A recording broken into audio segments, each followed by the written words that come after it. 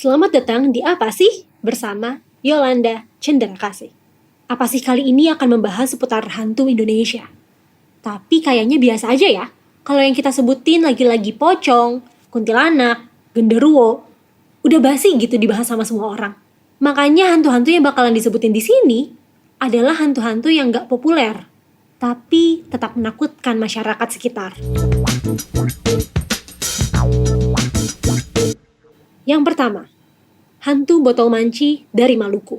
Kalau Putri Salju punya 7 kurcaci yang sayang sama dia dan siap membantunya, Maluku punya hantu botol manci yang siap untuk mengganggu, bahkan menculik para bayi dan balita di sana. Bentuk mereka mirip dengan kurcaci yang ada di film Disney, tapi wajahnya seram. Mereka juga menggunakan topi lancip warna merah, kayak topi Santa Claus. Anggota tubuhnya persis kayak manusia, tapi mereka lebih pendek. Dan mereka bakal keluar dari balik pepohonan bambu hias.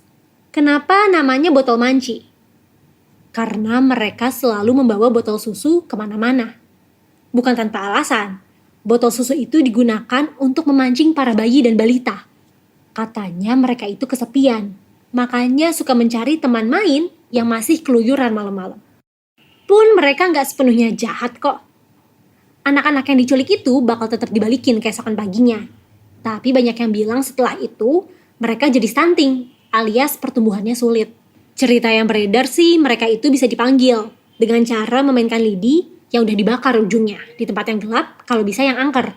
Atau malah deket pohon bambu hias kalian, supaya mereka cepat muncul. Bara pada lidi itu gak boleh sampai mati, supaya hantu botol manci akan segera datang dan nampak untuk mengembalikan anak yang mereka culik. Ini juga dilakukan untuk menghindari masalah stunting. Konon kabarnya, hantu botol manci juga dipercaya bisa mengabulkan permintaan apapun. Asal, kita bisa ngelepasin topi merahnya dan kembaliin ke dia sebelum matahari terbit. Kalau gagal, orang itu malah bakal dihantui seumur hidupnya. Yang kedua, Kuyang dari Kalimantan dan Palasik dari Sumatera Barat.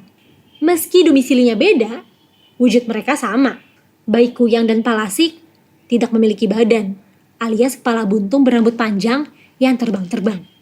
Tapi mereka mempunyai organ dalam, seperti jantung, usus yang tersambung lewat lehernya.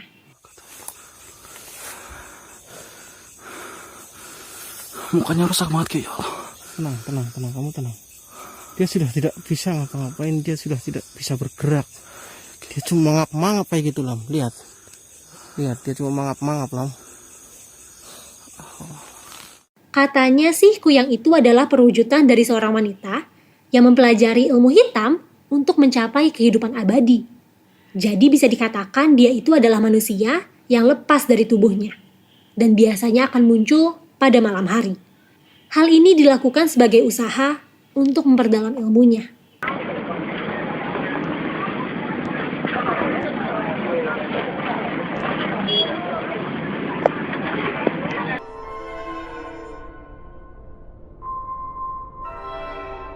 Palasik pun sama, tapi bisa jadi mereka adalah laki-laki yang mempelajari ilmu hitam. Bahkan kehadiran Palasik di masyarakat pernah dijadikan beberapa film. 2 film rilis pada tahun 2015. Kalau ada kuburan anak ketek nak rusak, nak biasa digali-gali, itu kerja plastik bangkai. Yang dibakar di kampung Sabalah tu dulu, apa kau mah Laila? Amak pun dicari-cari masyarakat untuk dibakar. Kalau serobok ini, wak bakarnya dia, biarnya kau rasuk, lama saja membunuh anak orang. Salah satu filmnya dibintangi oleh aktris senior Yati Surahman, penyanyi Siti Badriah, dan Joe Richard. Mak harus mempersiapkan kamu. Kamu harus banyak makan makanan dari rumah. Anak dan pembantu Tuhan sangat berbahaya, Tuhan. Mereka itu pemangsa bayi, pemangsa janin.